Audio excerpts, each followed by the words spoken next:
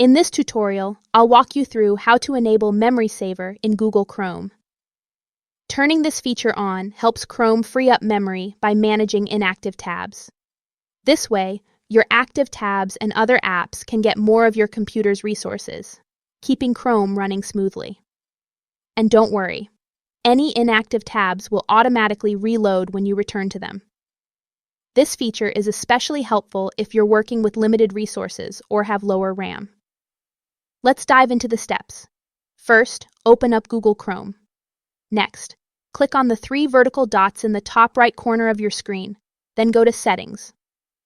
Once you're in Settings, find the Performance section and click on it. Here, you'll see the Memory Saver option.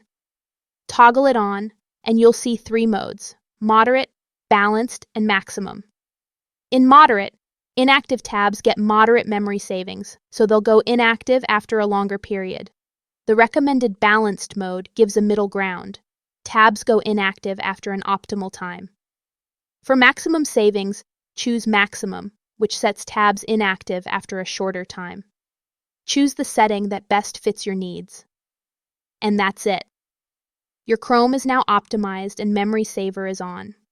If you found this video helpful, don't forget to like, comment, and share.